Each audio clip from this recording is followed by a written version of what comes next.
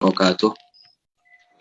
Alhamdulillahi hamdan katsiran thayyiban mubarakan fih kama yuhibbu rabbuna wa yarda wa asyhadu an la ilaha illallah wahdahu wa asyhadu anna Muhammadan abduhu wa rasuluhu. Allahumma salli wa sallim ala nabiyyina Muhammad wa ala alihi wa sahbihi wa man tabi'ahum bi ihsanin ila yaumiddin, amma ba'd. Taib jamaah semuanya yang tabi'ahum bi ihsanin ila yaumiddin. Alhamdulillah kita bisa berkumpul kembali secara virtual dalam rangka menghadiri kajian online bersama Ustadz kita, bersama guru kita, Ustadz Haris Abu Naufal Hafizahullah Ta'ala. Alhamdulillah beliau telah hadir di tengah-tengah kita. Kami ucapkan terima kasih jazakallah khairan kepada Ustadz yang telah berkenan hadir bersama kita, yang telah meluangkan waktunya untuk kita. Semoga waktu yang telah diluangkan bisa diberkahi oleh Allah Subhanahu wa Ta'ala. Amin ya rabbal alamin. Baik, sebelum kita masuk ke pembahasan, sebelum kita masuk ke kajian, kami ingin membacakan tata tertib kajian terlebih dahulu. Ya, tata tertib kajian online via Zoom Meeting. Yang pertama, menggunakan nama sebenarnya sehingga mudah untuk dikenali. Kemudian mematikan fitur video dan mute mikrofon atau audio saat join dan saat kajian berlangsung.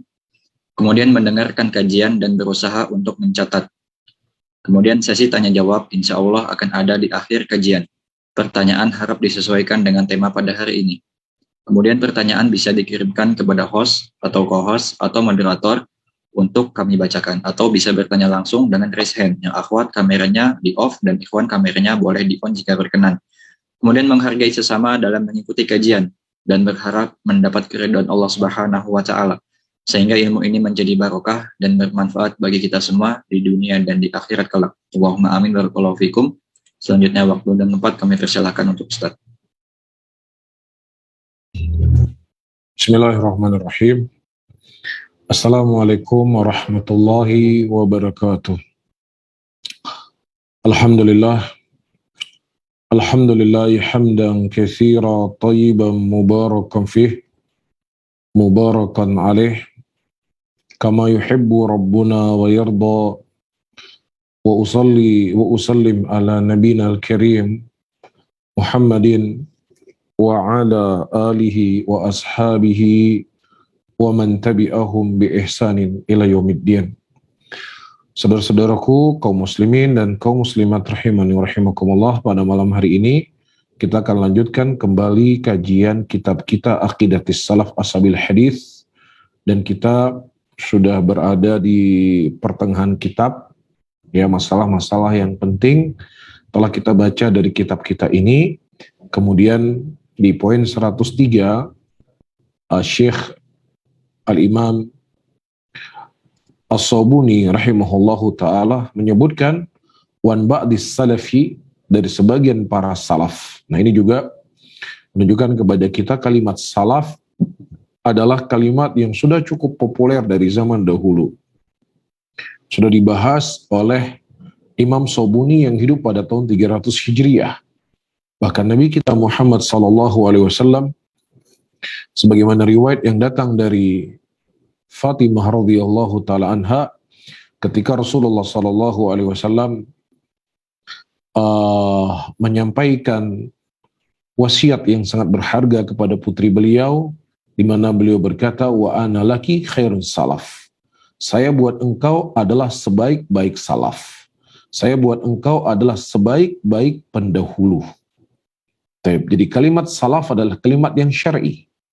Ya, di mana para ulama ketika menjelaskan tentang salaf, maka salaf itu memiliki dua makna.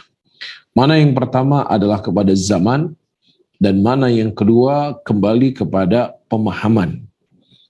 Maksud daripada zaman, ayol ikhwah rahimani wa rahimakumullah wal akhwat, itu zaman salaf, zaman yang hidup di generasi keemasan, dari generasi sahabat, generasi tabi'in, dan generasi tabi'ut tabi'in. Dan ini yang disampaikan oleh Nabi SAW dalam hadisnya, khairun qurun qarni, thumma alladhina yalunahum, thumma alladhina yalunahum. Sebaik-baik generasi adalah generasiku, kemudian setelahnya, dan kemudian setelahnya. Ya, dan yang dimaksudkan generasi adalah generasi sahabat, generasi tabi'in, dan generasi tabi'ut tabi'in. Sehingga siapa saja yang mereka menjadikan Al-Quran dan Sunnah Rasulullah SAW sebagai pegangan dalam hidupnya tidaklah sempurna sampai dia menjadikan pemahaman generasi yang terbaik dalam Islam menjadi rujukan dalam mereka beragama. Sebagaimana yang ternukilkan dari Abdullah bin Mas'ud radhiyallahu taala anhu, "Man istanna falyastanna biman qad mat, fa innal haya la tuman alaihil fitnah." Barang siapa yang seseorang hendak mengambil jalan hidup dalam agama ini, maka hendaknya dia mengambil jalan hidup dari orang-orang yang telah meninggal, karena orang yang hidup tidak aman dari mereka fitnah. Ala wa hum ashabun nabi sallallahu alaihi wasallam, ikhtarahumullah bi suhbati nabihi wa iqamati dinihi. Dan Allah Subhanahu wa taala telah memilih mereka untuk berpegang di atas agama ini. Dan Allah Subhanahu wa taala ya telah memilih mereka bersahabat dengan Rasulullah sallallahu alaihi wasallam. A'maqa ilman wa aqalluha takallufan wa abarraha quluban. Mereka adalah orang yang paling baik hatinya, yang paling sedikitnya paling sedikit takallufnya, dan yang paling dalam mereka paling dalam ilmunya. Fa'rafu lahu qadrahum ittabi'u min atharihim fa innahum ala sirati mustaqim. Ketahuilah oleh kalian kedudukan mereka dan ikutilah jalan mereka, sesungguhnya mereka berada di atas jalan sirat al-mustaqim. Abdullah bin Mas'ud, orang yang telah direkomendasi oleh Nabi SAW, ya tentunya rekomendasi dari Nabi merupakan rekomendasi yang datang dari langit ketujuh, dan beliau memberikan rekomendasi kepada sahabat Rasulullah SAW yang beliau hidup bersama mereka, dan beliau mendengar pujian-pujian Nabi SAW kepada para sahabat Nabi. Maka siapa saja yang mereka memuliakan Al-Quran, memuliakan sunnah Rasulullah SAW, maka sebuah kewajiban bagi mereka untuk mengikuti jalannya salaf. Ya, sebagaimana Allah mengatakan dalam ayatnya, "Wa may yushakkikir rasul min ba'di ma tabayyana lahul huda wa yattabi' ghayra sabilil mu'minin nuwallihi ma tawalla wa nuslihi jahannam wa sa'at masira." Dan barang siapa yang seseorang durhaka kepada Allah dan Rasulnya setelah datangnya petunjuk dan mengikuti selain daripada jalannya kaum mukminin, mengikuti selain daripada jalannya salaf, kami palingkan mereka kemana mereka berpaling, dan kami masukkan mereka ke dalam neraka jahanam, yang neraka jahanamlah sejelek-jelek tempat kembali. Tapi para hadirin dan hadirat, saya mohon maaf, saya izin dulu sebentar untuk sholat isya, ya mungkin 5 menit sampai 10 menit, kemudian kita lanjutkan kembali kajian kita. Barakallahu fikum wa jazakumullahu khair.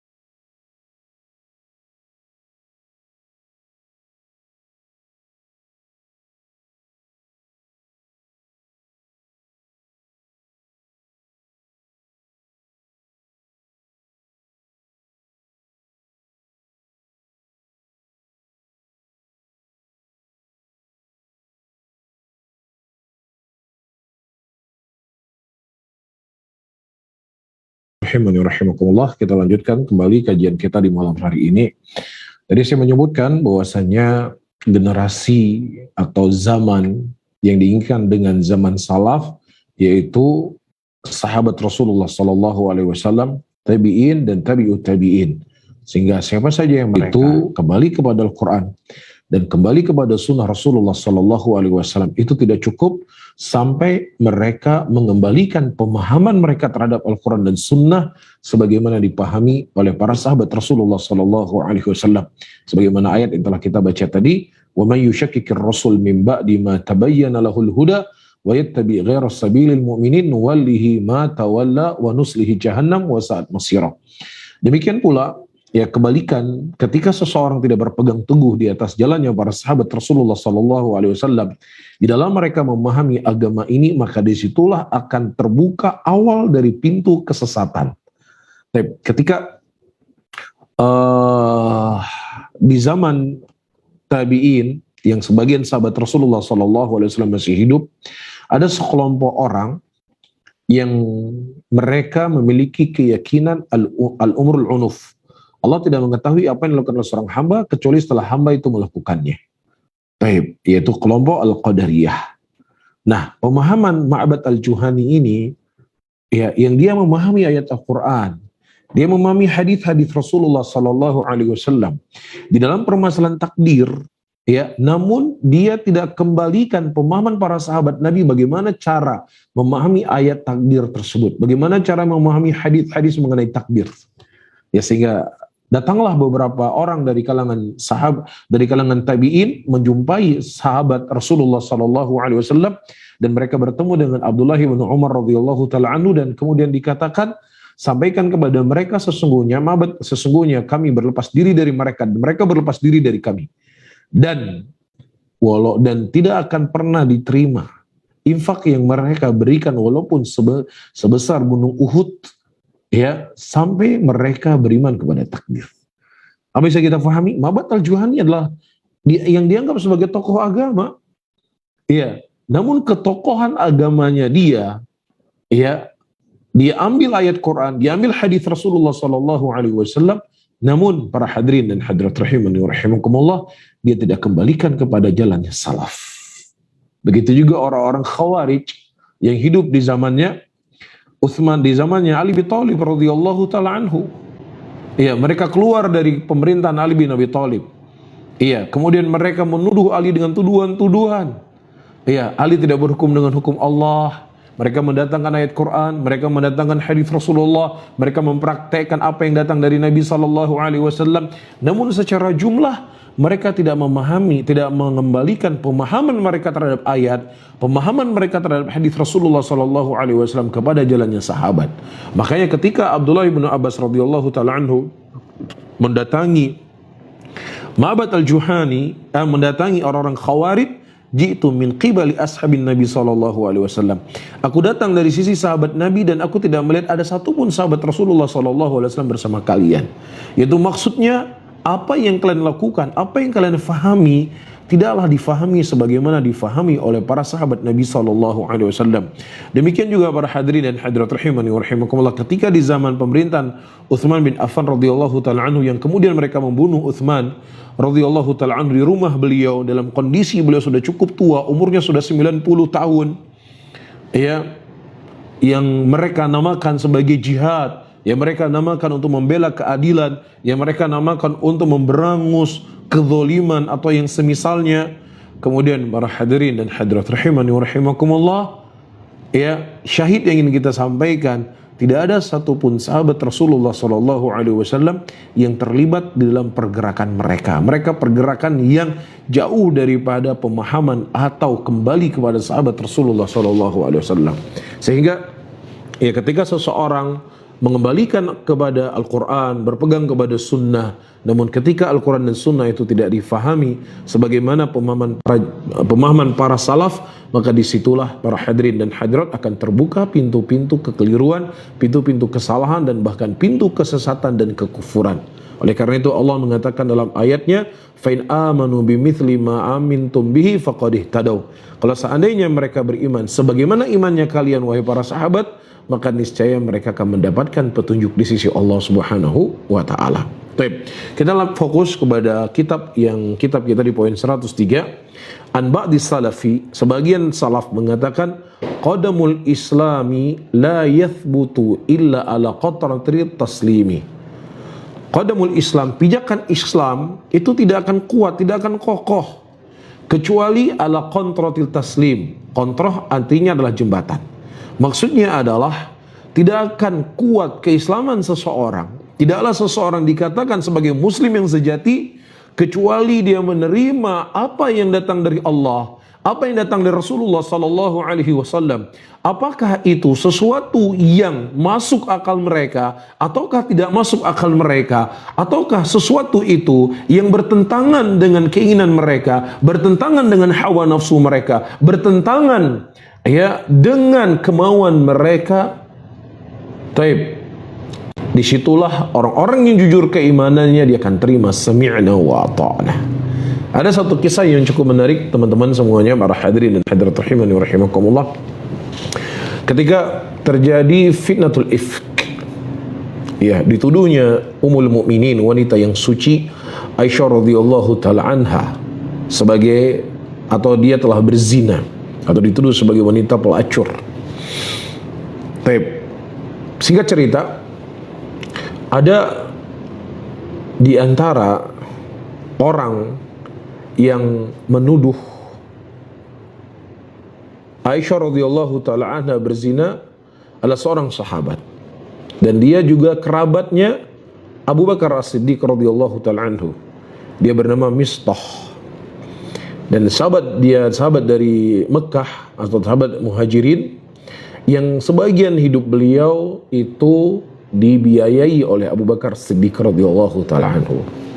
Nah, ketika Abu Bakar Siddiq mendengar di antara orang yang terlibat dalam menuduh Aisyah berzina adalah dia ini. Beliau sebagai seorang ayah yang membesarkan anaknya, yang kemudian dinikahkan oleh Nabi SAW, yang beliau tahu persis bahwasannya anaknya ini tidak akan mungkin berzina. Beliau tahu persis. Ya, tetapi beliau menunggu khabar yang akan datang dari Allah Subhanahu wa taala untuk mensucikan anaknya. Apa yang terjadi? Dikarenakan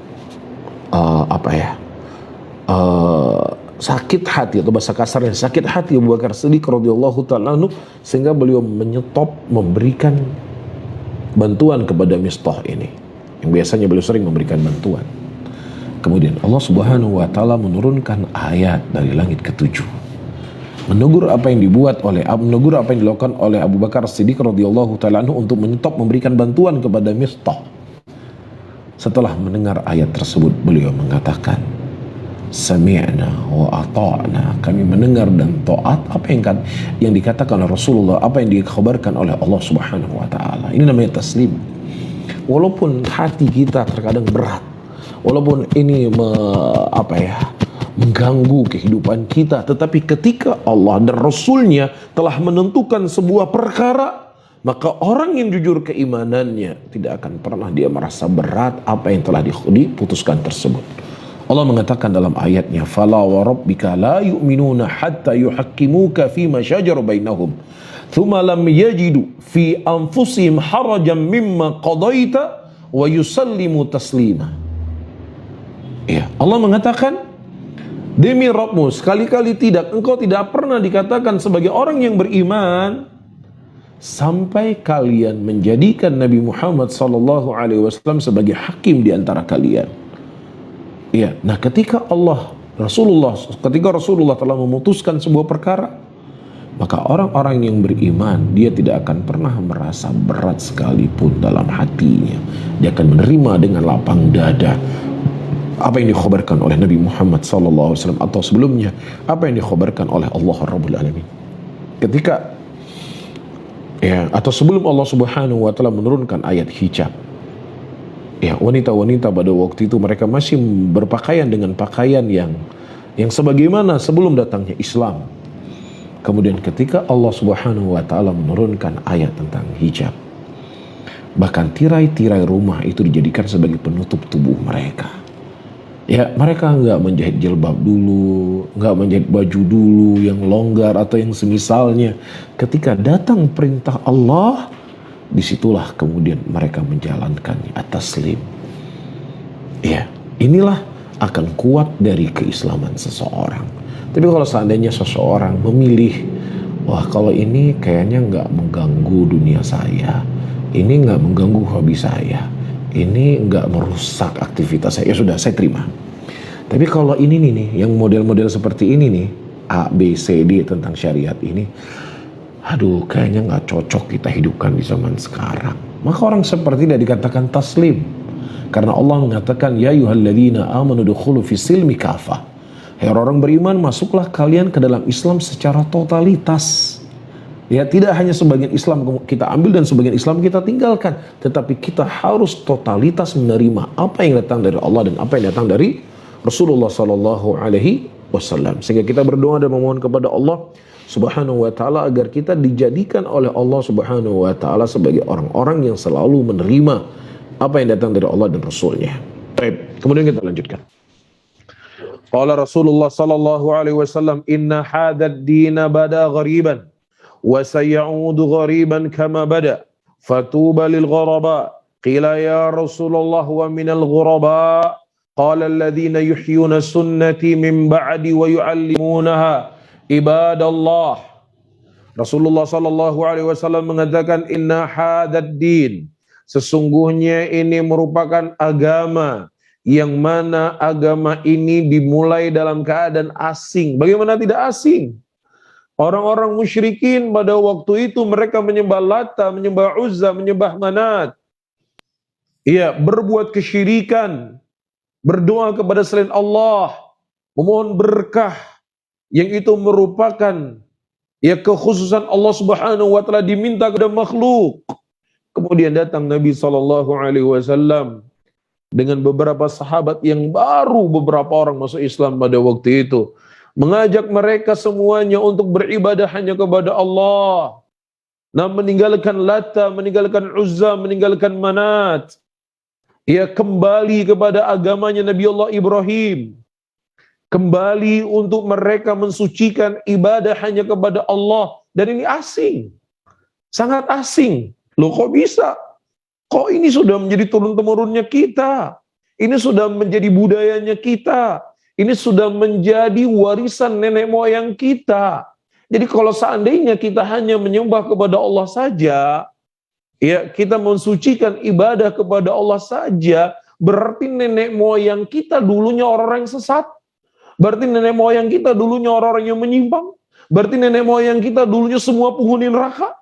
Berarti nenek moyang kita dulu nggak ngerti agama Nabi Ibrahim, ente toh yang ngerti. Demikian dan demikian ya yang keluar dari mulut orang-orang musyrikin pada waktu itu, warhadirin yang dimuliakan oleh Allah.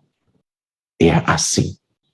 Ketika kaum wanita dijadikan sebagai kaum golongan yang akhir.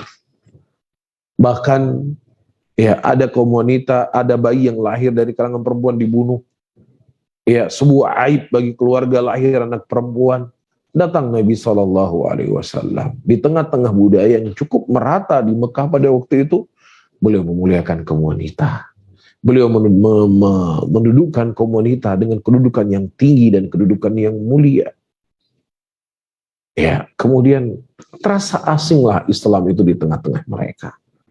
Kemudian kata Nabi SAW, wa sayaudu ghariban kama bada. Dan Islam itu nanti akan kembali asing sebagaimana datangnya. Ya, ketika kita mengajak manusia kembali kepada Al-Quran, kembali kepada Sunnah, ada segelintir orang, atau bukan segelintir orang, sebagian orang mereka mengatakan zaman sekarang Al-Quran sudah tidak relevan. Ya, apalagi kembali ke Al-Quran sesuai dengan pemahaman orang terdahulu. Orang terdahulu kan nggak ngerti kondisi dan keadaan manusia di zaman sekarang. Ini sekarang manusia sudah naik ke bulan, dulu masih naik unta. Masa kita kembali agama seperti mereka pemahami? Makanya Islam itu kan selalu kulot, selalu terbelakang, selalu perang dan yang semisalnya. Subhanallah.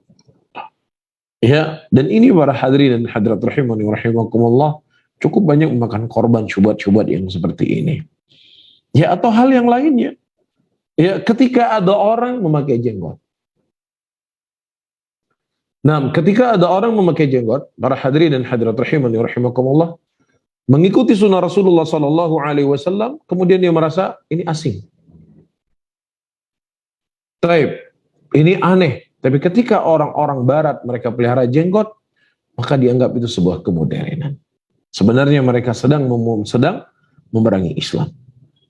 Taib, fatuba lil ghuraba, kemudian kata Nabi sallallahu alaihi wasallam, berbahagialah orang-orang yang asing. Qila ya Rasulullah wa manil ghuraba, kemudian Nabi mengatakan siapa itu orang yang ghuraba? Kemudian dikatakan orang ghuraba adalah orang-orang yang mereka menghidupi sunnahku setelahku dan mereka mengajarkan hamba-hamba Allah Subhanahu wa taala terhadap akan agama tersebut.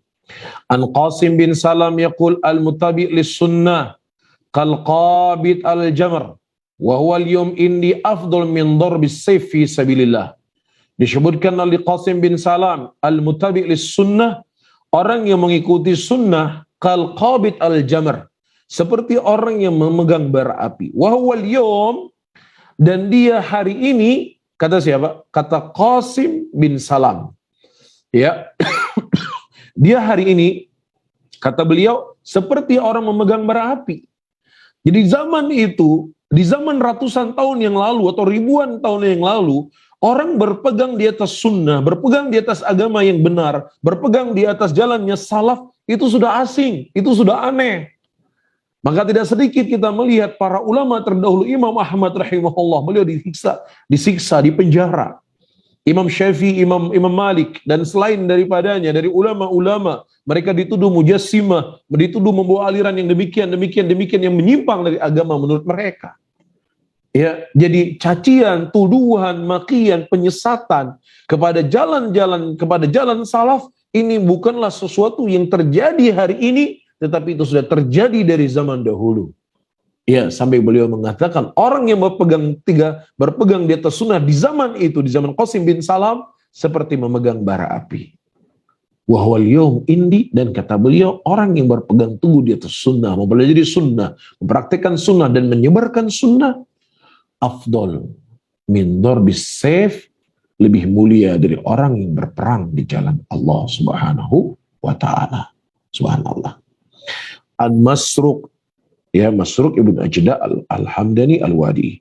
Qala dakhalna ala Abdullah ibn Mas'ud qala ya ayuhan nas man alima syai'an falyaqul bih wa man lam ya'lam falyaqul Allahu a'lam fa inna minal ilmi ay yaqula lima la ya'lam Allahu a'lam. Qala Allahu azza wa jalla li nabihi qul ma as'alukum alaihi min ajr wa ma ana minal mutakallifin. Wahai manusia, kata Abdullah bin Mas'ud, beliau berkata, man alima falyaqul bih. Man alima syai'an falyaqul bih. Barang siapa yang seseorang mengetahui tentang sesuatu dari perkara agama ini, maka dia sampaikan. Wa man lam ya'lam, dan siapa yang tidak tahu tentang perkara agama ini, falyaqul Allahu a'lam. Katakanlah saya enggak tahu. Udah, kalimat yang mudah, kalimat yang ringkas, kalimat yang berpahala, kalimat yang menunjukkan kecerdasan seseorang karena dia bisa membedakan antara pengetahuan yang diketahui dengan hal yang tidak dia ketahui. Daripada dia coba-coba menjawab, yang ada itu akan muter-muter, enggak ada kesimpulan dan nampak dia menebak. Dan perkaranya tidak hanya sampai di situ saja, perkaranya itu akan dituntut di sisi Allah Subhanahu wa taala kelak di yaumul qiyamah. Fa innal minal ilmi, ya kata beliau rahimahullah, bagian dari ilmi ayyakula lima la ya'lam, berkata kepada orang yang tidak mengetahui, Allahu a'lam. Hanya Allah yang lebih mengetahuinya. Subhanallah, hanya Allah yang lebih mengetahui. Kenapa dikatakan itu dianggap bagian dari ilmu? Sebagaimana telah kita sebutkan tadi, dia bisa membedakan antara pengetahuan yang diketahui dengan pengetahuan yang tidak dia ketahui. Qala Allahu azza wa jalla li nabihi, kemudian Allah Subhanahu wa taala berkata kepada nabinya, qul ma as'alukum alaihi min ajr. Katakanlah aku tidak meminta kepada kalian dari ajar. Wa ma ana minal mutakallifin, dan tidaklah saya termasuk dari orang-orang yang terbebani. Baik. Kemudian para hadirin dan hadirat rahimakumullah, kita lanjutkan ya kajian yang sesuai dengan judul kita di malam hari ini, Ya, karena ada 3 poin pada pertemuan yang lalu yang kita belum selesaikan. Adapun pembahasan dari Muhammad bin Ka'ab Al-Qurtubi rahimahullah dan seterusnya ya sampai akhir bab, maksudnya bukan akhir kitab, sampai akhir bab, Al-Imam As-Sabuni rahimahullah akan menceritakan tentang kondisi dan keadaan akhirat. Baik, beliau berkata, An Muhammad ibnu Ka'ab Al-Qurtubi qala dakhaltu ala Umar bin Abdul Aziz rahimahullahu taala. Aku masuk ya ke Umar bin Abdul Aziz rahimahullahu taala. Faja'altu anzur ilai nadran syadidan. Sehingga aku mulai untuk memperhatikannya dengan pandangan yang seksama. Qala innaka la tanzuru ilayya nadran ma kunta tanzuru ilayya wa ana bil Madinah. Kemudian dikatakan, ya, aku katakan, dia berkata, innaka, wahai Muhammad bin Ka'ab,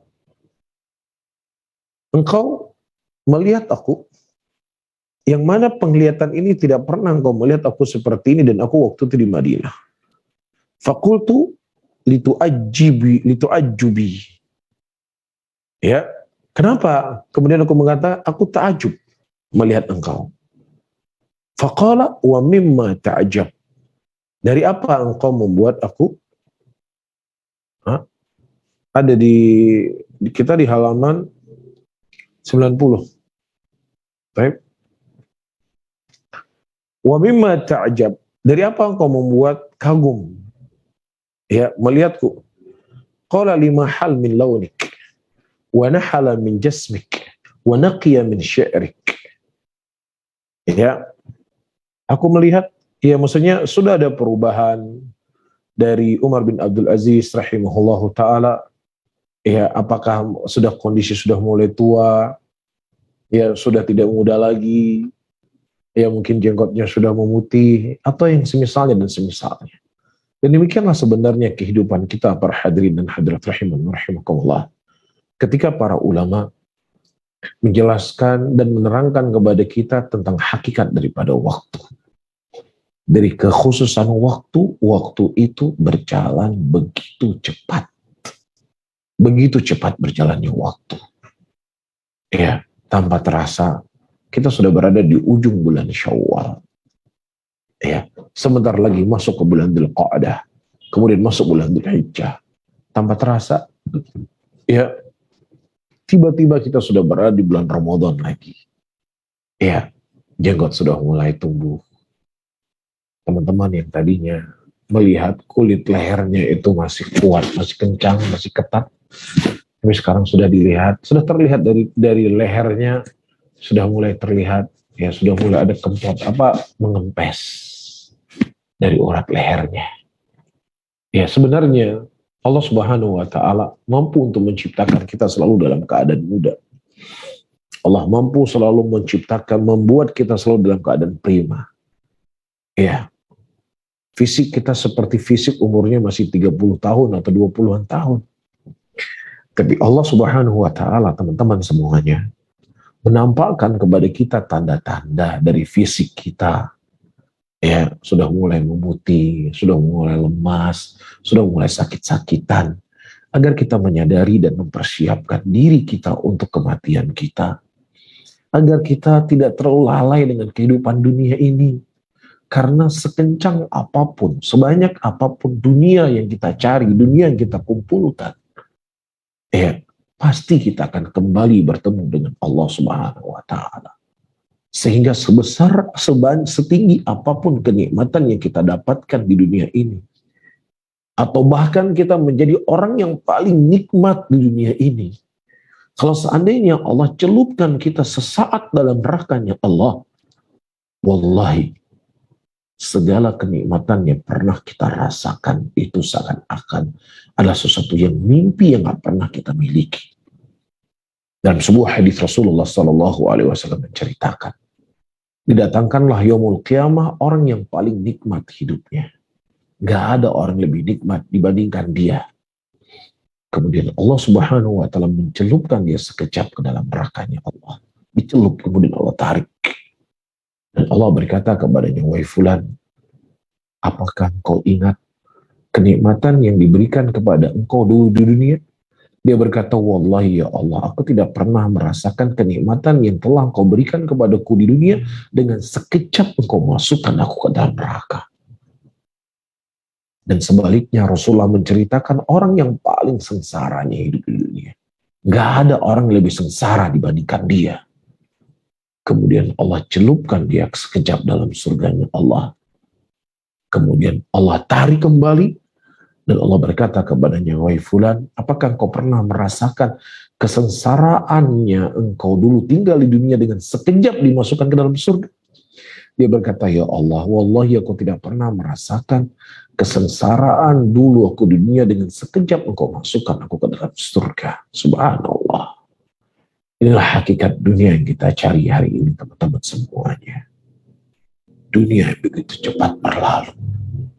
Dunia yang begitu cepat membosankan. Dunia yang begitu cepat membuat kita jenuh. Sebelum kita punya pekerjaan, ya kerja sebagai supir saja nggak masalah, walaupun gajinya cuma cukup untuk makan sehari-hari. Dulu sebelum kita dapat kerja. Tapi hari ini bukan saja sebagai supir, tapi dia menjadi seorang manajer di sebuah perusahaan besar. Ya tinggal bekerja di negara-negara maju, ya kerja di Amerika, kerja di Eropa, kerja di Abu Dhabi dengan gaji yang sangat fantastis misalkan. Ya, namun ada kejenuhan dalam hidup ini, ada kebosanan. Dan demikianlah hakikat dari kehidupan dunia yang kita hidup hari ini. Karena Allah mengatakan wa mal hayatud dunya illa mata'ul ghurur. Tidaklah kehidupan dunia ini kecuali hanya sekedar ya kehidupan yang hanya tipu saja. Kehidupan yang terlalaikan, manusia tertipu dengannya. Oleh karena itu orang yang beriman, proses perjalanan kehidupannya dan proses perubahan warna rambutnya, perubahan kulitnya, perubahan fisiknya, seharusnya mengingatkan dia, saya sudah tidak muda lagi. Saya harus mempersiapkan segala sesuatu untuk saya bertemu dengan Allah Subhanahu wa Ta'ala. Kemudian apa yang disampaikan oleh Umar bin Abdul Aziz rahimahullahu ta'ala? Dia berkata, kaifa law ra'aitani ba'da thalathatin fi qabri. Bagaimana lagi kalau seandainya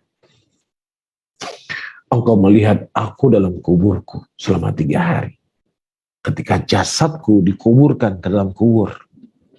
Ya, kalau seandainya terlambat saja 2 hari, jenazahku tidak dikubur, seakan-akan demikian. Beliau berkata, sudah bau busuk. Manusia akan menjauh, manusia akan pakai masker berlapis-lapis supaya tidak tercium baunya jenazah. Apalagi ketika sudah dikubur sampai 3 hari. Ya, sudah mulai berulat. Ya, sudah jijik seseorang melihatnya. Sudah tidak ada keinginan untuk mendekat. Fifami sodidan, ya bahkan keluar di situ nanah. Kuntali asyadda nukrotan, haddathani hadithan, kuntu hadathatni an Abdullah ibn Abbas. Qala qultu haddathani Abdullah ibn Abbas yarfa al-hadith ila Rasulillah sallallahu alaihi wasallam faqala likulli syai'in syarafun wa ashraful majalis mastaqbilal bihal qiblah. Baik. Nah, kemudian sebelum kita baca, para hadirin hadirat dari faedah yang kita sebutkan tadi, ya, Umar bin Abdul Aziz rahimahullahu ta'ala, ketika orang berkata kepada beliau tentang perubahan fisik beliau mengingatkan mereka dengan kampung akhirat. Beliau ingatkan mereka dengan kuburan. Ya, ketika kita sudah dikubur, fisik kita akan berubah begitu cepat. Oleh karena itu teman-teman semuanya, para hadirin dan hadirat rahimakumullah, ketika kita menyadari fisik yang hari ini kita selalu jaga, tidak membutuhkan waktu yang lama, akan membusuk. Maka orang yang cerdas, dia lebih memperhatikan hatinya, dia lebih memperhatikan agamanya, dia lebih memperhatikan amalannya, daripada hanya sekedar memikirkan fisik dan fisik dan fisik dan fisik. Makanya dalam sebuah hadis Rasulullah sallallahu alaihi wasallam mengatakan, "Innallaha la yanzuru ila ajsamikum wala suwarikum walakin yanzuru ila qulubikum wa a'malikum." Allah Subhanahu wa taala tidak melihat rupa-rupa kalian, Allah tidak melihat dari fisik-fisik kalian, tetapi yang Allah Subhanahu wa taala lihat adalah amalan kalian. Subhanallah. Tidak ada satupun di antara kita yang hadir di malam hari ini, teman-teman semuanya, yang tidak pernah mendengar hadis ini atau bahkan nggak tahu hadis ini. Nggak mungkin. Pasti di antara kita tahu hadis Nabi Shallallahu Alaihi Wasallam. Allah nggak lihat fisik kita, Allah nggak lihat bentuk tubuh kita. Tetapi subhanallah, kenapa yang kita pikirkan selalu fisik kita? Kenapa yang selalu kita pikirkan adalah badan kita? Kenapa? Padahal hati kita inilah yang akan menemani kita dalam kubur kita. Hati kita inilah yang akan menjadi sebab kebaikan ketika kita bertemu dengan Allah Subhanahu wa taala. Sehingga terkadang bukannya ilmu kita yang tidak kita ketahui, bukan ilmu kita yang tidak cukup, teman-teman semuanya. Akan tetapi ya, ada kelalaian dalam hati kita akan kampung akhirat. Ada kelalaian kita dengan kehidupan kita yang sebenarnya. Karena bisa jadi terlalu panjangnya angan-angan kita terhadap dunia ini. Sebagaimana yang diceritakan dari Ali bin Abi Thalib radhiyallahu taala anhu, beliau berkata, akhafu ma akhafu alaikum minal itsnatain. Sesuatu yang paling kutakutkan dan yang paling kukhawatirkan kepada kalian dua perkara.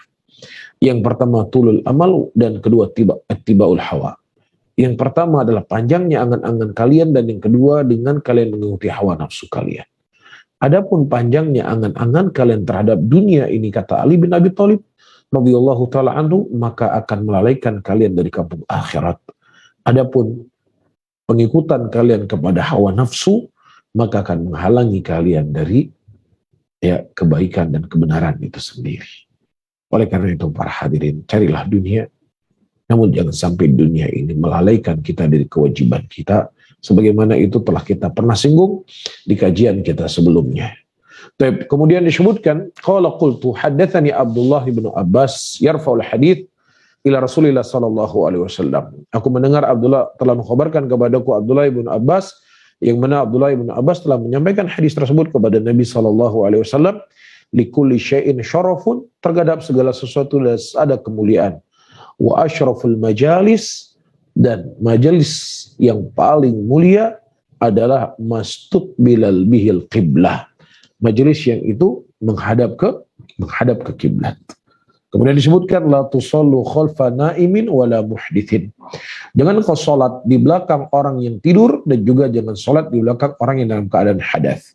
Hadis ini adalah masalah yang diperselisihkan oleh para ulama. Di antaranya didhaifkan oleh Al-Imam Syekh Al-Arnaud rahimahullah. Maksudnya di sini kita sholat, di belakang kita ada orang tidur. Di sini kita sholat, di belakang kita ada orang yang hadas, dilarang. Dan juga telah datang hadis dari Aisyah radhiyallahu taala anha, di mana Nabi sallallahu alaihi wasallam beliau pernah sholat di depan Aisyah radhiyallahu taala, maksudnya di sini Nabi, Aisyah radhiyallahu taala anha dalam keadaan tertidur. Dan terkadang Nabi sallallahu alaihi wasallam memindahkan kaki Aisyah radhiyallahu taala anha. Dan ketika Nabi sallallahu alaihi wasallam sudah berada di ujung sholat, Nabi sallallahu alaihi wasallam sudah berada di ujung sholat, akan sholat witir, kemudian Aisyah radhiyallahu taala anha dibangunkan oleh Nabi sallallahu alaihi wasallam. Nah, sebagaimana datang dari Al-Imam Bukhari dan Al-Imam Muslim rahimahullah, wa kana an-nabiy sallallahu alaihi wasallam yusalli wa ana raqidatun mu'taridatun ala firashihi fa idza arada ayutira ayyaqadhani fa awtartu. Itu Nabi sallallahu alaihi wasallam waktu itu pernah salat, Aisyah radhiyallahu taala anha beliau tidur, dan kemudian Nabi sallallahu alaihi wasallam membangunkan Aisyah untuk salat witir. Dan juga kemudian disebutkan waqtul hayyah wal aqrab in kuntum fi salatikum, bunuhlah oleh kalian ular dan kalajengking walaupun kalian berada dalam salat kalian. Jadi secara hukum asal seseorang tidak boleh untuk dia bergerak dalam salatnya kecuali ada hajat-hajat yang penting yang dengannya dia boleh untuk bergerak dalam salatnya. Nah, di antara bentuk hal yang seseorang itu boleh bergerak dalam salatnya walaupun lebih dari 3 kali, ketika di situ dia mendapatkan ular atau mendapatkan kalajengking yang bisa memberikan mudarat untuk dirinya atau memudaratkan orang lain ataukah memudaratkan dari imam itu sendiri. Nah, kalau apalagi dan maksud juga dalam hukum ini, maksud juga dalam hukum ini ketika kita mendapatkan seorang imam yang mau dibunuh, maka jangan dibiarkan imam itu dibunuh. Kita sebagai makmum yang sholat di belakang imam, yang mana misalnya pembunuh datangnya dari arah kita, membelakangi imam, maksudnya imam membelakanginya, maka kita menahan, jangan sampai imam itu dibunuh. Karena ini merupakan maslahat yang seseorang itu boleh untuk menggerakkan badannya atau boleh bergerak ketika dia sholat. Bisa difahami ya. Dan juga maksud dalam mana ini para hadirin dan hadirat rahimani rahimakumullah, ketika terjadi gempa atau bencana alam ya, maka tidak ada masalah seseorang membatalkan sholat wajibnya. Terlebih dia mengkhawatirkan itu akan mengancam nyawanya. Karena pernah suatu hari Nabi SAW ditanya oleh seorang sahabat yang dia adalah pengembala unta, yang mana imamnya pada waktu itu sholatnya sangat panjang. Ya, karena sholatnya panjang akhirnya dia keluar dari sholat majelis, dari jamaah sholat. Kemudian apa yang terjadi para hadirin dan hadirat, diadukan kepada Nabi SAW. Nah, ketika diadukan kepada Nabi SAW, para hadirin dan hadirat rahimani wa rahimakumullah, Nabi tidak menyalahkan sahabat yang keluar dari sholat ini, tetapi beliau justru menyalahkan dari sahabat yang memanjangkan sholat tadi. Ya, nah ini tidak sampai memudaratkan nyawanya, tapi dia itu cukup lelah.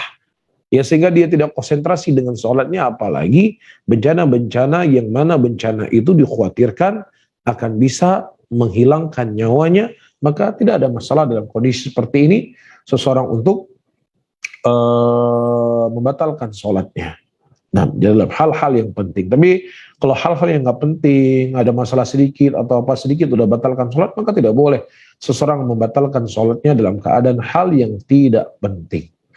Kemudian la tastaru al-judura bithyab. Jangan kalian tutup jidar-jidar kalian dengan kain-kain. Nah, wallahu taala alam bisawab. Ya, mungkin ini yang bisa kita sampaikan pada kajian kita di malam hari ini, dan tersisa daripada waktu kita akan menjawab pertanyaan-pertanyaan yang masuk. Ya, tentunya sebatas kemampuan yang saya ketahui, dan saya tidak dibebani oleh Allah apa yang saya tidak ketahui. Wallahu taala alam bisawab. Dan masih tersisa pembahasan kita insyaallah tentang abwabul akhirah, ya, setelah kita membaca beberapa hadis yang lainnya yang disebutkan oleh Al-Imam As-Sabuni rahimahullah dalam kitab beliau ini Aqidatus Salaf Ashabil Hadis. Nah, wallahu alam bisawab.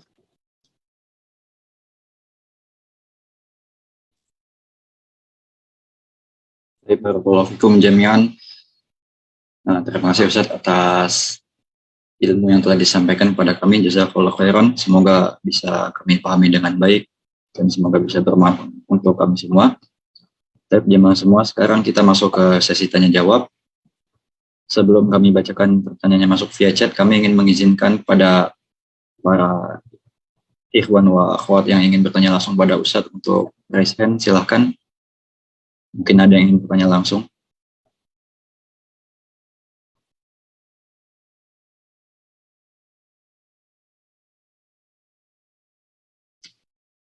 Tapi belum ada sepertinya. Diana pun belum ada chat yang masuk untuk bertanya Ustadz.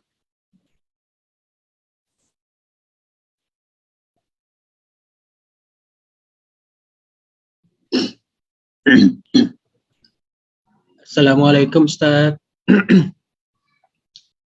Assalamualaikum. Assalamualaikum, silakan Pak Yuliadi. Nah, Ustaz. Assalamualaikum warahmatullahi wabarakatuh Ustaz. Waalaikumsalam warahmatullahi wabarakatuh. Assalamualaikum. Waalaikumsalam. Ustaz, izin bertanya mungkin di luar tema. Bagaimana memulai untuk mendakwahi keluarga yang belum mengenal sunnah, Ustaz? Baik. Nah, bagaimana cara kita menasihati keluarga kita yang belum mengenal sunnah? Baik. Pertama, para hadirin dan hadirat rahimani wa rahimakumullah, kalau seandainya diinginkan sunnah di sini, ya, yaitu beberapa amalan-amalan i'tiqad dan lain sebagainya, ya, maka inilah cara akan kita bicarakan. Tapi kalau seandainya ya saudara-saudara kita muslimin atau kerabat kita, ya, dalam arti kata mereka tidak mengamalkan sunnah sama sekali, ya, maka mungkin saya yakin penanya tidak maksudkan seperti ini. Karena saudara kita muslimin sholat 5 waktu, ya itu juga adalah sunnah Rasulullah SAW. Mereka sholat Jumat, ya mereka naik haji, mereka pergi umroh, ya, atau amalan-amalan yang lainnya. Tetapi yang diinginkan adalah sunnah yang itu misalnya ya dengan akidah yang kita ketahui dalam pembahasan asma dan sifat, ya sunnah dalam arti kata menjauhi hal-hal yang itu tidak ada contohnya dari Nabi SAW yang mungkin dilakukan oleh sebagian besar ya saudara-saudara kita yang terkadang itu tidak ya sesuai dengan dalil dari Al-Quran dan Sunnah di atas pemahaman para salaf. Maka para hadirin dan hadirat, pertama, hati itu milik Allah Subhanahu wa taala. Ya, Allah yang membolak-balik hati manusia, dan itu terkadang tidak bisa dibangun di atas akal dan logika kita. Ini kayaknya orang seperti ini sulit menerima sunnah. Orang seperti ini kayaknya nggak mungkin ya bisa menerima sunnah. Subhanallah. Umar bin Khattab radhiyallahu taala anhu tadinya ingin membunuh Nabi SAW. Tidak ada orang yang paling dia benci, para hadirin dan hadirat rahimani wa rahimakumullah, melebihi daripada Islam dan Nabi Muhammad SAW. Ketika Rasulullah SAW mengangkat kedua tangan beliau dan bermohon kepada Allah Subhanahu wa taala agar Allah memberikan hidayah kepada satu di antara kedua mereka, Umar dan satunya. Dan subhanallah, hidayah Allah masuk ke dalam hatinya Umar bin Khattab radhiyallahu taala anhu. Begitu juga ibunya Abu Hurairah radhiyallahu taala anhu. Ketika datang Rasul Abu Hurairah menjumpai Nabi SAW dan dia menceritakan tentang kondisi ibunya yang menghina Rasulullah SAW. Kemudian Rasulullah mendoakan kebaikan kepada ibunya Abu Hurairah. Allahumma hdi umma Abi Hurairah.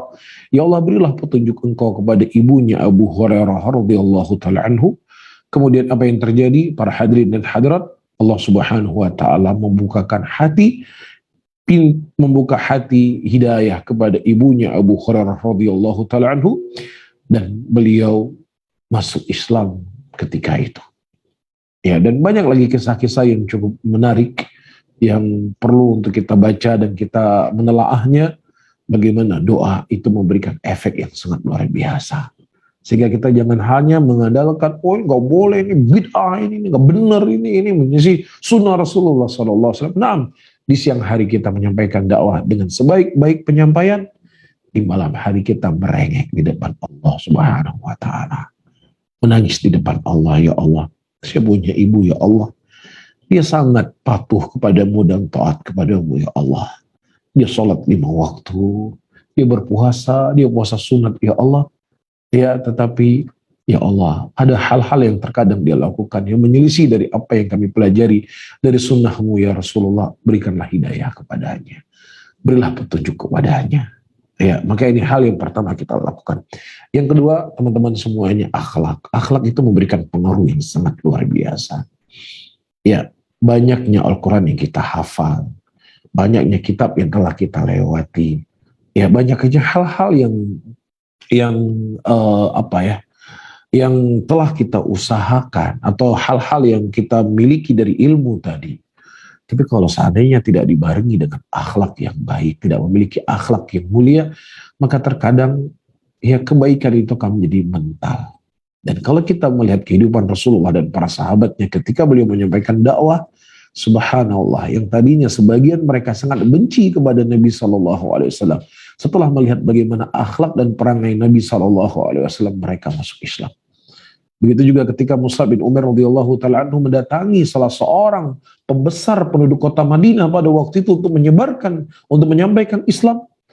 Ya, dikatakan oleh Sa'ad bin Mu'ad atau dikatakan oleh Sa'ad bin Mu'ad atau yang lainnya dari sahabat Rasulullah dari kalangan muhajirin, dia berkata, wahai Mus'ab bin Umair, sebelum engkau menyampaikan kepadaku tentang apa itu Islam, aku sudah yakin bahwasanya agama yang kau bawa adalah agama yang benar. Subhanallah. Mus'ab bin Umair belum menjelaskan tentang apa itu Islam, belum menerangkan apa itu tauhid, belum menjelaskan tentang siapa itu Rasulullah, Nabi yang diutus oleh Allah. Tapi bawaannya beliau, akhlaknya beliau, etikanya beliau, attitude-nya beliau, itu membuat tertarik orang kepada Islam. Apalagi teman-teman mungkin ada yang dari Amerika, ada yang di London, ada yang di Swedia, ada yang di negeri-negeri yang lainnya, dari negeri-negeri yang non-Islam, ya, yang mana terkadang mereka mengedepankan akhlak dalam kehidupan mereka sehari-hari. Ya, maka dengan akhlak itulah kita berusaha semaksimal mungkin, ya, dengan yang mudah-mudahan akan terbuka hati mereka, ya, dan akan terlihat kepada mereka dari indahnya Islam. Nah, kemudian yang ketiga, para hadirin dan hadirat yang terakhir, ya, dari sana ada sebab-sebab yang lainnya. Jadilah kita dokter yang baik, dokter yang baik kepada pasiennya. Nah, ketika misalnya kita menyampaikan kebaikan, menyampaikan sunnah, belum bisa diterima, sabar.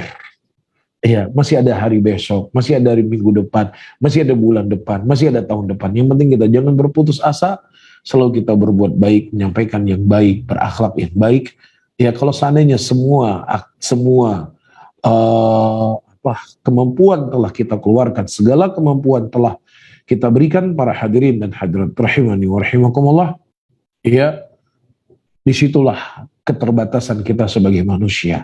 Kita nggak lebih mulia dibandingkan Nabi kita. Nabi kita telah mendakwahkan pamannya, tapi pamannya juga tidak masuk Islam. Ya, Nabi Nuh telah mendakwahkan kaumnya ratusan tahun. Ya, bahkan anaknya sendiri juga tidak masuk Islam. Itulah keterbatasan kita, namun yang membuat kita bahagia, ya, walaupun misalnya mereka tidak mengikuti sunnah Rasulullah SAW dengan mana yang kita sebutkan tadi, tapi mereka masih ada asal keislaman pada diri mereka, dan ini akan menjadi sebab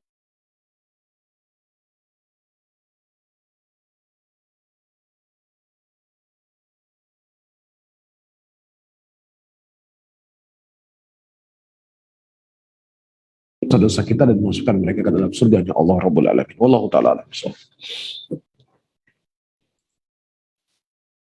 Baik, Assalamualaikum warahmatullahi wabarakatuh. Terima kasih Ustaz atas jawabannya. Selanjutnya kami izinkan penanya selanjutnya Bu Ida, ya. Bisa langsung bertanya kepada Ustaz. Silakan Bu Ida. Ya. Assalamualaikum warahmatullahi wabarakatuh, Ustadz. Assalamualaikum. Semoga Ustadz dan keluarga selalu dalam lindungan Allah Subhanahu wa Ta'ala. Begitu juga ulama-ulama kita yang terdahulu dan semua jemaah kajian. Amin, amin ya rabbal alamin. Afwan Ustadz, izin bertanya singkat aja. Di Swedia, di TV ada TV Iran di mana tempat saya bekerja. Terkadang pas ada azannya itu berbeda dengan azan kita, karena di samping asyhadu anna Muhammadar Rasulullah, mereka mengadakan kira-kira seperti Ali gitu, Ustaz Sayyidina Ali gitu. Jadi apakah azan itu boleh kita jawab, dan apakah kita boleh berdoa setelah azan tersebut gitu, karena azannya berbeda, Ustaz. Mereka mengumandangkan azan yang tentang Sayyidina Ali juga, Ustaz. Begitu. Satu lagi, apakah Syiah itu Khawarij, Ustaz? Jazakallahu khairan, Ustaz. Mohon penjelasannya. Baik, barakallahu fiik. Pertama, Rasulullah SAW menyebutkan dalam hadisnya, "Idza sami'tum muadzin faqulu ma yaqulul muadzin." Apabila seorang muadzin mengumandangkan azan, maka jawablah apa yang disampaikan oleh muadzin tersebut. Dan wallahu taala alam bisawab, adzan yang diinginkan oleh Nabi SAW di sini adalah adzan yang sesuai dengan apa yang dikhabarkan oleh Nabi Muhammad atau apa yang diajarkan oleh Rasulullah SAW kepada para sahabatnya, dipraktikkan oleh para sahabat dan dipraktikkan oleh muslimin sampai hari ini. Adapun adzannya Syiah yang di dalamnya ada kalimat-kalimat yang itu tidak sesuai dengan tuntunan yang diajarkan oleh Nabi SAW, ya, dan setiap kalimat-kalimat dalam adzan itu sudah ada Allahu Akbar, apa yang kita jawab. Nah, la ilaha illallah, apa yang harus kita jawab. Sudah ada tuntunannya dari Nabi SAW. Dan sementara mereka ada kalimat-kalimat yang mereka tambah, hayya alal khairil amal, ya, atau yang semisalnya ini Ali dan lain sebagainya, maka apa yang mau kita jawab? Ya, pertama tidak ada tuntunannya Rasulullah SAW, dan yang kedua, ya, saatnya lah kita harus memboikot semua TV-TV yang itu ya mengajarkan akidah seperti akidahnya Syiah. Ya, yang mana akidah Syiah ini adalah akidah yang telah dijelaskan oleh para ulama kita terdahulu. Akidah yang menyimpang daripada akidah Islam. Mereka mencela para sahabat Nabi SAW. ya yang ekstrimnya di antara mereka menuhankan Ali bin Abi Thalib radhiyallahu taala anhu, ya, dan belum lagi akidah-akidah mereka yang lainnya.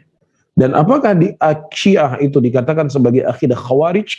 Ya, jadi di dalam keyakinan Syiah, para hadirin dan hadirat rahimun rahimakumullah, mereka punya keyakinan tidak akan sah dari imamah, tidak akan sah daripada keimamahan, ya, sampai yang menjadi imam di situ adalah Syiah. Ya, jadi tidak sah iman, tidak sah keimaman mereka, tidak sah iman mereka atau yang semisalnya sampai menjadi pemimpin itulah dari kalangan Syiah. Nah, kalau dari sisi mereka ingin merongrong dan memberontak pemerintah sebuah negeri, ya, yang tidak sesuai dengan keyakinan mereka, tidak sesuai dengan i'tiqadnya mereka, maka di sisi mana ini mereka bisa dikatakan sebagai kelompok Khawarij. Jelas ya? Jadi Syiah itu bisa di dalamnya dia punya pemikiran Khawarij, ya, atau kita katakan sesuatu daripada pemikiran Khawarij. Bisa juga dalam Syiah itu, ya, para hadirin dan hadirat rahimakumullah, Jahmiyah bisa bentuknya batiniyah. Ya, karena akidah-akidah tersebut atau keyakinan-keyakinan tersebut itu terkadang diambil oleh sebagian kelompok dan dia tidak mengambil sebagiannya. Ya, dia mengambil pemahaman yang kita sebutkan tadi, tidak sah sebuah negara atau tidak sah keimanan seseorang sampai yang memimpin itu adalah dari kalangan mereka sendiri, sehingga ketika mereka berusaha untuk tidak meyakini akan keabsahan pemimpin, bahkan mereka ingin memberontak kepada pemimpin tersebut, maka para hadirin dan hadirat rahimakumullah itu tergolong dengan pemikiran Syiah itu sendiri. Sehingga nasihat saya pada diri saya sendiri dan juga kepada teman-teman semuanya, dan terkhusus kepada saudari saya yang bertanya, ya, terkadang sebuah hal yang jelek, sebuah hal yang keliru, sebuah hal yang menyimpang, ketika terkadang kita terdengar, ya, sehingga sesuatu yang terdengar secara terus-menerus kita khawatirkan itu akan menjadi sebuah pembenaran. Ya, dan itu bisa berlaku untuk saya sendiri dan juga bisa berlaku kepada siapapun. Nah, karena itu ya kita harus berhati-hati, karena di antara hal yang paling berharga dalam hidup kita adalah iman kita, ya, sunnah yang Allah Subhanahu wa taala berikan kepada kita yang harus kita jaga. Dan bentuk penjagaan itu kita menjauhi, ya, mendengar dari hal-hal yang bisa merusak dari keyakinan kita. Walaupun mungkin adzan atau yang semisalnya, ya, itu yang pertama. Kemudian soal yang kedua, apa soal yang kedua tadi? Sudah dijawab, Ustaz. Barakallahu fiik. Ya, begini Ustaz, sebentar Ustaz, apakah sudah betul yang saya lakukan? Saya tidak menjawab tes di bagian yang alinya itu. Qadarullah Ustaz, di sini kan susah sekali mendapatkan azan yang live. Jadi untuk mendapatkan doa yang makbul setelah azan itu Ustaz, jadi ya azan itu didengar, berdoa juga Ustaz. Oh, gitu. Di Swedia nggak ada azan masjidnya? Nggak ada Ustaz, dilarang. Oh. Jadi azannya itu hanya sekedar mic-nya hanya untuk di dalam masjid saja, tidak ada keluar. Dan kebetulan ada TV yang kadang-kadang menyiarkan live dari Iran waktu sholat mereka di sana. Gitu. Jadi azannya itu Syiah, Ustaz. Ya, karena keinginan untuk berdoa di waktu azan, menjawab muazin dan berdoa setelah azan itu, ya Ana berdoa begitu, Ustaz. Tapi pas yang bacaan yang Ana tidak sepaham itu, Ana tidak baca apa-apa, hanya diam saja, Ustaz. Kalau azan dari TV Saudi nggak ada di sana ya? Ada juga Ustaz, ada juga Ustaz. Kadang-kadang pas lagi ada juga lewat Ustaz. Aja. Iya. Nah, kalau seandainya pas, taib. Jadi kalau kita melihat dari kumpulan hadis Nabi Sallallahu Alaihi Wasallam, ketika mereka menyebutkan Allah Akbar, ya sudah kita sebutkan Allah Akbar, karena itu merupakan ucapan yang hak yang terucapkan. Tapi ketika dia mengucapkan hal-hal yang baunya seperti yang kita sebutkan tadi, maka kita tidak menjawabnya. Taib. Adapun membaca doa setelah adzan, ya dengan keumuman hadis Nabi SAW tidak ada masalah, ya, karena memang yang kita inginkan adalah adzan itu sendiri, kita tidak inginkan daripada adzan Syiah tadi. Tapi kalau memang kita misalnya ingin berdoa dengan adzan, tidak ada masalah. Mungkin kita di rumah ada anak laki-laki yang mengumandangkan adzan atau anak perempuan yang mengumandangkan adzan, kalau memang di sana tidak ada masjid, ya sudah, kita mendengar adzan dari rumah kita sendiri, kemudian kita menjawab dengan jawaban yang diajarkan oleh Nabi, dan kemudian kita tutup doa kita dengan doa tadi. Nah, wallahu a'lam bishawab, barakallahu fikum, wallahu fiik. Mudah-mudahan Allah mudahkan muslimin yang ada di Swedia, ya, untuk bisa mengamalkan, ya, atau bisa sholat di masjid suatu saat. Amin ya rabbal alamin. Barakallahu fikum Ustaz. Assalamualaikum warahmatullahi wabarakatuh. Waalaikumsalam. Assalamualaikum warahmatullahi wabarakatuh. Terima kasih Ustadz atas jawabannya. Penanya selanjutnya, persilakan Akhi Emil, bisa langsung bertanya pada Ustadz. Jazakallahu khair, Bang Agung. Assalamualaikum Ustadz. Waalaikumsalam warahmatullahi wabarakatuh. Ustadz, jazakallahu khair atas kajiannya hari ini, Masya Allah. Alhamdulillah banyak sekali ilmu yang kami dapat. Semoga Allah membalasnya dengan balasan yang terbaik untuk Ustadz dan keluarga. Ustadz, ada 3 pertanyaan ini Ustadz yang yang mudah-mudahan berhubungan dengan kajian kita hari ini mengenai fase kehidupan akhirat Ustadz. Yang pertama itu yang ingin Anda tanyakan, salah satu yang Anda pelajari bahwa sedekah yang Anda ketahui, salah satu amal jariah yang lebih afdol itu adalah sedekah air atau membangun sumur, Ustaz. Yang jadi pertanyaan Anda, ada 3 perkara yang tidak terputus saat kita berada di alam kubur itu, Ustaz. Kalau misalnya kita bersedekah sumur, kemudian airnya kering, apakah amal jariahnya akan terputus juga, Ustadz? Itu yang pertama. Kemudian yang kedua, masih berhubungan dengan poin yang pertama, Ustadz.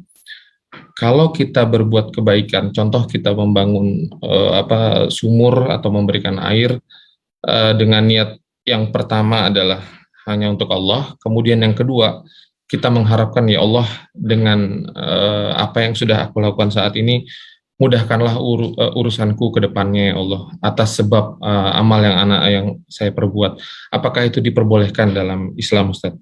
Kemudian yang terakhir, Ustaz, mengenai sunnah, Ustaz.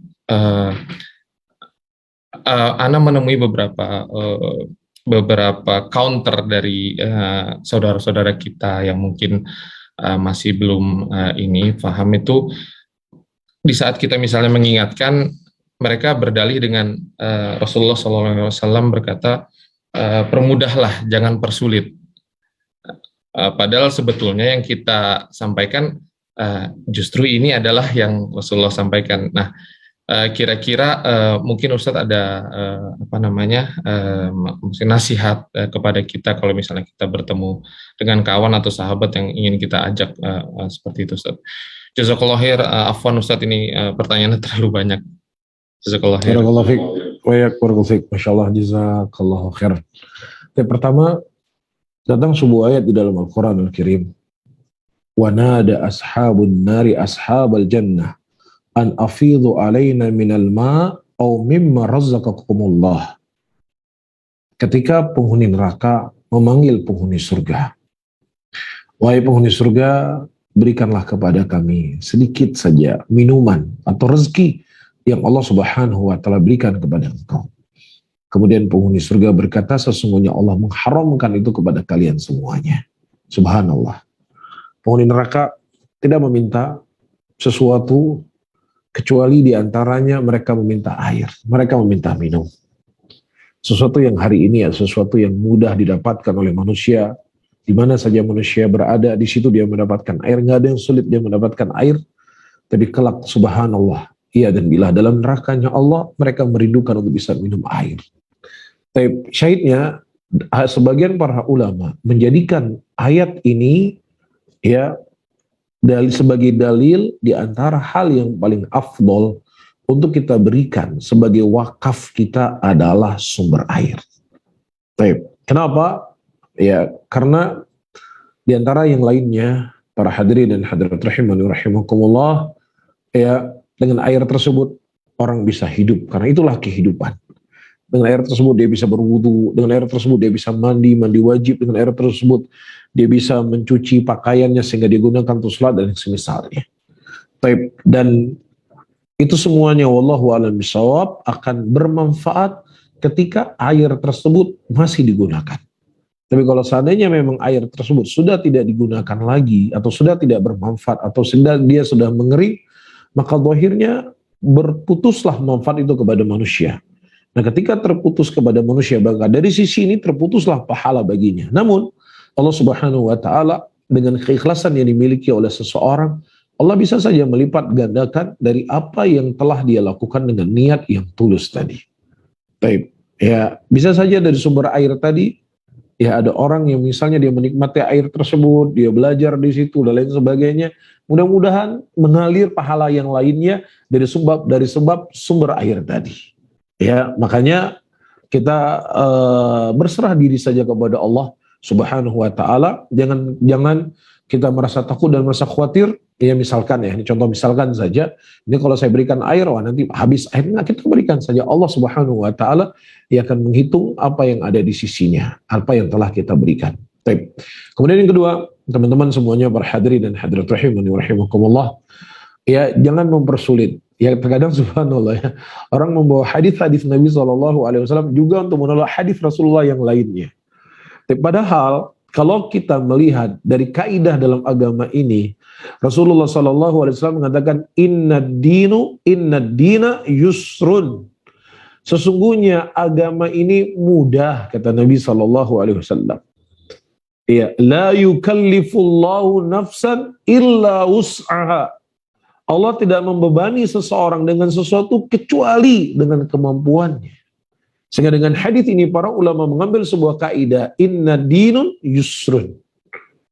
Iya, agama ini mudah, segala sesuatu yang datang dari agama ini mudah. Justru ketika kita mengamalkan sunnah Nabi SAW, disitulah kemudahan. Ketika kita berjalan di luar dari jalurnya Nabi SAW, disitulah sebenarnya kesulitan, kesusahan, kelelahan, dan yang semisalnya. Ya, berapa banyak orang-orang terkadang sambil sulitnya dia sholat. Ya, ketika kita tahu Nabi kita SAW ketika sholat beliau bertakbir, beliau berniat ketika beliau sholat dalam hati beliau. Tapi ketika dia memberatkan dirinya, Allah belum masuk lagi. Allah nggak masuk lagi. Ya sampai orang ruku dia masih Allahu Akbar saja, nggak masuk niatnya. Mana yang lebih sulit? Iya, sehingga para hadirin dan hadirat, bagaimana cara kita menghadapi orang tersebut? Namun dari sisi lain, cara kita menghadapinya, pertama kita harus mengetahui ini perkara yang datang dari Nabi kita SAW, bisa saja beraneka ragam bentuknya, boleh begini, boleh begini, boleh begini. Maka ketika boleh begini, datang dari Nabi, kita nggak perlu mengingkari apa yang dilakukan oleh saudara kita. Tapi kalau seandainya benar apa yang dilakukan oleh dia, sesuatu yang tidak sesuai dengan sunnah Nabi SAW, jelas bertentangan dengan syariat Islam, kita cuma sekedar menyampaikan dengan cara yang baik, dengan cara yang bagus, kita bersabar dan berdoa kepada Allah agar Allah memberikan hidayah kepadanya. Sudah sampai titik ini saja kemampuan yang kita miliki. Adapun hidayah hati itu milik Allah Subhanahu wa ta'ala. Innaka la tahdi man ahbabta walakinna Allah yahdi man yasha. Engkau tidak bisa memberikan hidayah kepada siapa yang engkau kehendaki, tapi Allah lah yang memberikan hidayah kepada siapa yang Allah kehendaki. Bisa difahami ya? Nah, wallahu a'lam bishawab. Jazakallah khair Ustaz. Assalamualaikum warahmatullahi wabarakatuh. Terima kasih Ustaz atas jawabannya. Selanjutnya untuk penanya langsung, kita berikan pada Ummu Amar. Silakan bisa langsung bertanya kepada Ustaz. Ya, jazakumullahu khairan. Assalamualaikum warahmatullahi wabarakatuh. Waalaikumsalam warahmatullahi wabarakatuh. Ya Ustadz, afwan kalau sudah terlalu larut. Di sini ada pertanyaan dari Umahat tentang tadi yang Ustadz jelaskan tentang memperhatikan hati. Ustadz, kita tahu bahwa amalan kita, hati kita itu biasanya banyak kotornya dibanding bersihnya. Kemudian amalan zahir kita juga itu tidak pernah sempurna Ustadz. Jadi kalau melihat keduanya ini, semaksimal apapun yang kita usahakan, rasanya selalu banyak salah dan kurangnya. Tetapi di sini kita juga berharap bahwa Allah Subhanahu wa taala menyempurnakannya. Apakah kita punya boleh Ustadz harapan itu, tapi rasanya apakah harapan itu terlalu berlebihan dibanding kemaksiatan yang kita perbuat ini setiap hari Ustadz, setiap waktu. Tetapi di situ pasti ada selalu rasa bersalah. Jadi untuk menyikapi ini, jalan tengahnya seperti apa ya Ustadz? Mohon nasihatnya. Jazakumullahu khairan. Baik, seperti yang disebutkan bahwasannya hati kita adalah sesuatu yang sangat sulit sekali untuk kita kontrol. Terlebih kita berada di lingkungan yang kita tidak perlu jauh-jauh cerita di sana di sini. Terkadang di lingkungan pesantren atau lingkungan-lingkungan yang itu lingkungan baik sebenarnya, tetapi ketika kita tidak bisa mengontrol apa yang ada di tangan kita berupa HP, terkadang kondisi kita itu jauh lebih mengerikan daripada orang-orang yang mereka tinggal di sekitaran orang-orang non-Islam. Maka di sini dengan kondisi seperti ini, siapapun, dimanapun, ya seseorang harus menjaga kolbunya, harus menjaga hatinya, harus menjaga apa yang dia dengar, apa yang dia lihat, ya, dan apa yang ada di sekitarnya. Karena itu sangat memberikan efek perubahan kepada hati seseorang. Itu yang pertama yang harus kita ketahui.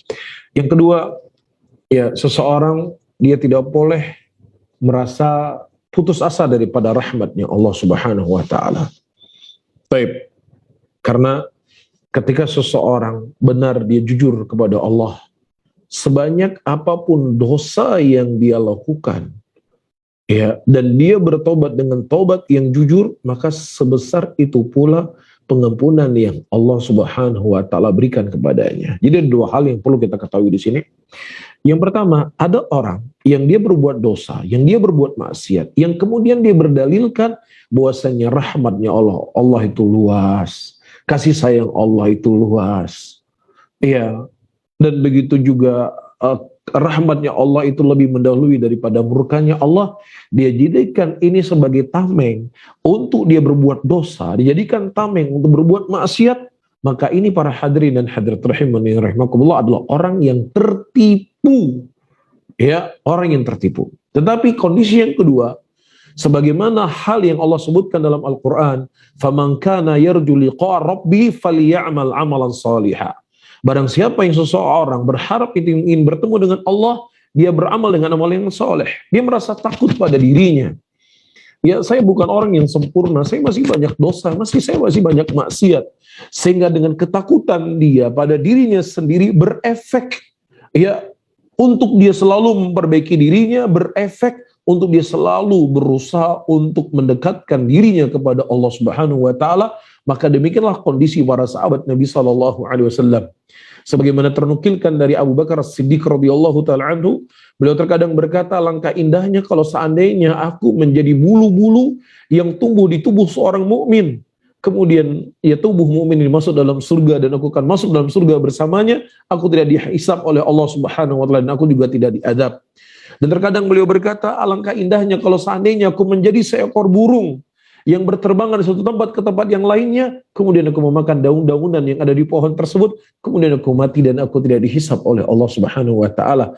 Sekaliber Umar bin Abu Bakar Siddiq radhiyallahu taala anhu, demikian ucapan beliau, bukan beliau tidak percaya apa yang dikhabarkan oleh Nabi sallallahu alaihi wasallam, beliau sebagai penghuni surga, akan tetapi rasa takut seorang orang yang beriman, rasa takut orang-orang yang selalu takut kepada Allah Subhanahu wa taala, ya, dia selalu merasa dirinya itu memiliki kekurangan. Bahkan Umar bin Khattab radhiyallahu taala anhu pernah mendatangi Hudzaifah bin Yaman radhiyallahu taala anhu dan beliau berkata, hal sammani Nabi sallallahu alaihi wasallam minal munafiqin?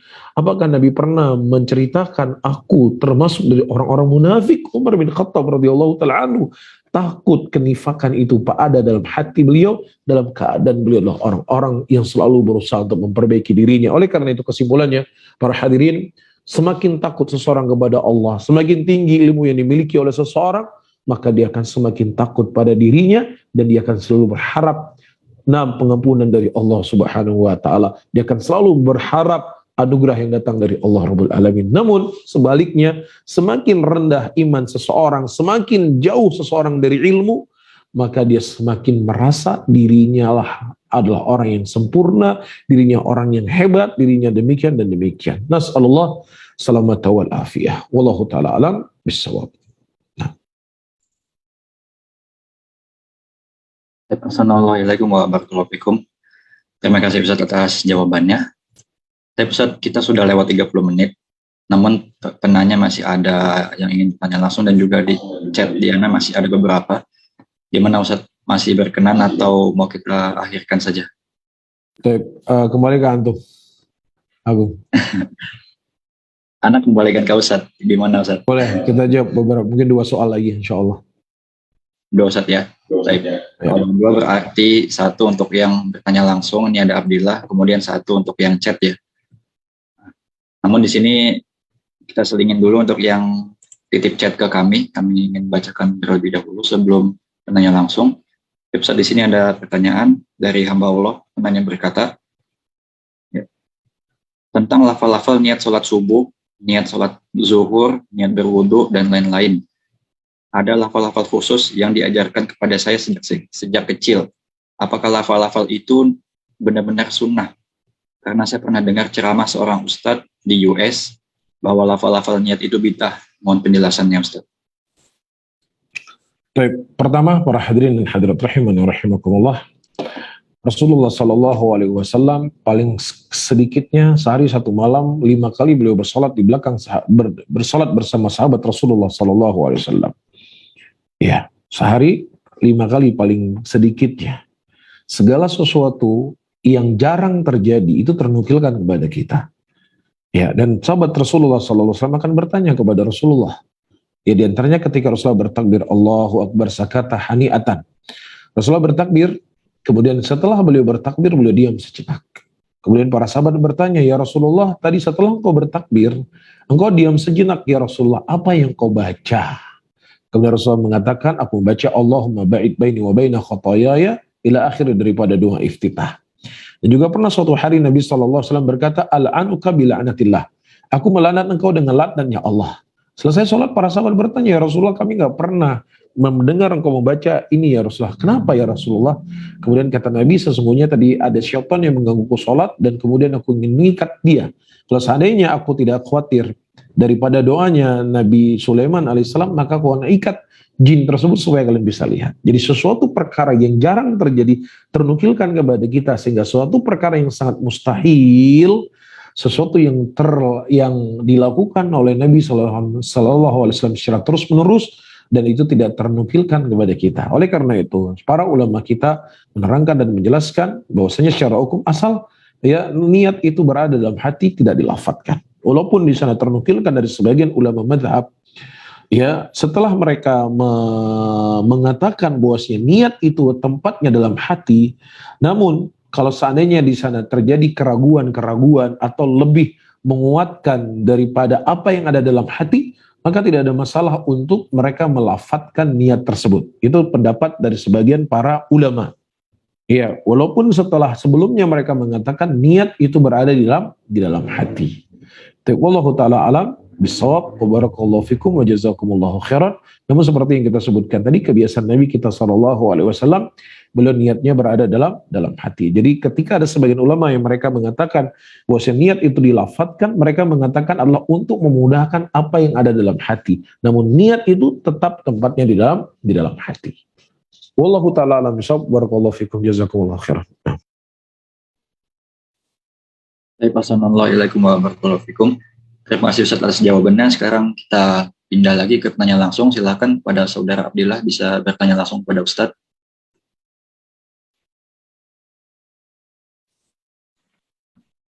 Terima kasih Ahi. Apaan ini Ustaz? Assalamualaikum warahmatullahi wabarakatuh. Assalamualaikum warahmatullahi wabarakatuh. Wabarakatuh. Ini Ustaz, ini tes suara anak terdengar tidak? Sangat jelas. Nah, Jelas ya. Baik. di Jakarta atau di Jakarta. Oh. Iya.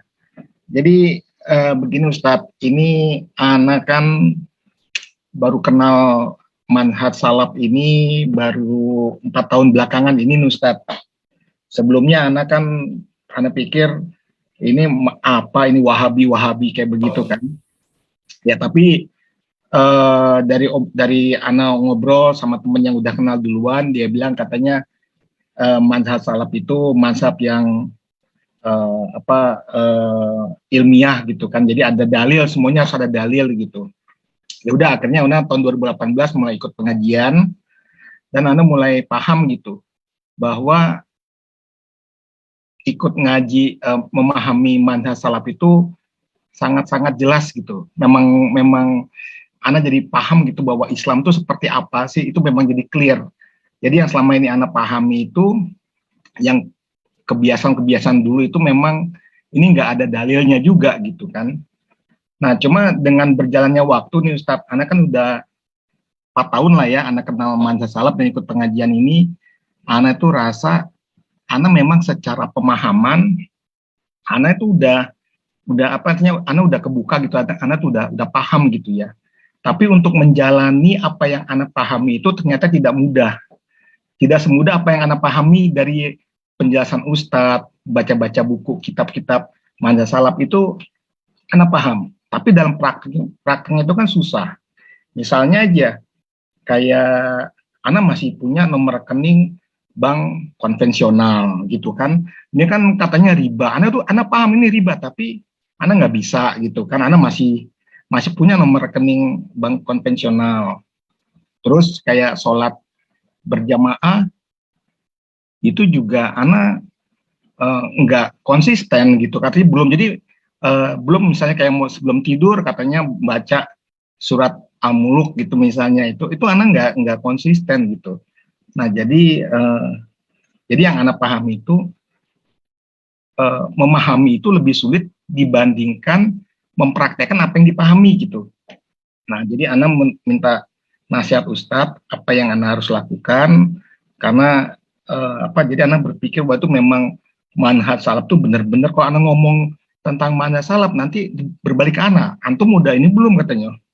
Jadi bingung juga gitu Ustadz misalnya. Nah, mohon nasihatnya Ustadz. Assalamualaikum warahmatullahi wabarakatuh.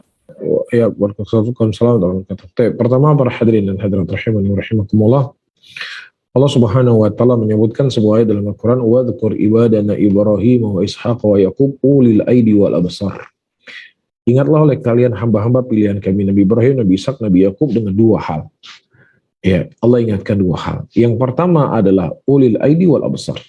Yang pertama adalah kekuatan untuk mempraktekkan agama. Yang kedua adalah ilmu dari agama itu sendiri. Jadi ini merupakan dua kekuatan besar.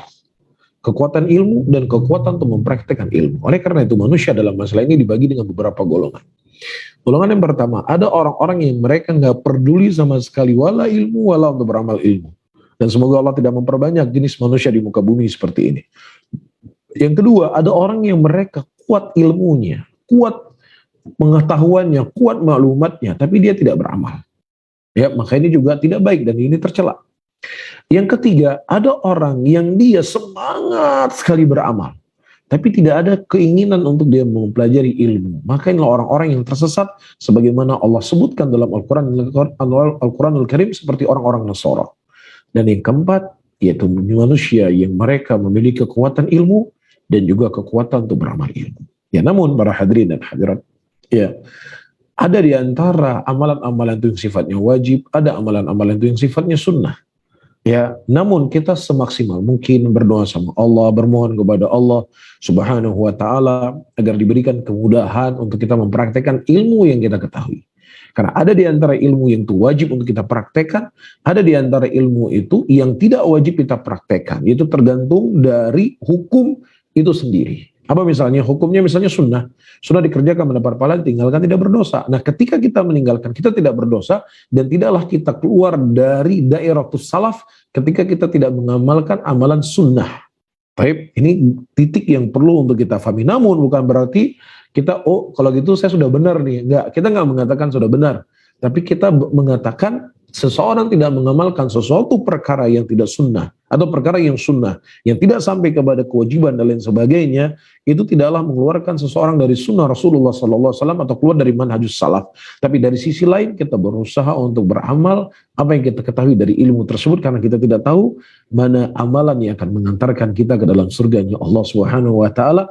Mungkin kita perlu lingkungan yang bisa memberikan motivasi untuk kita untuk selalu bisa senantiasa beribadah kepada Allah Subhanahu wa taala. Wallahu taala alam shawab, barakallahu fikum wa jazakumullahu khair.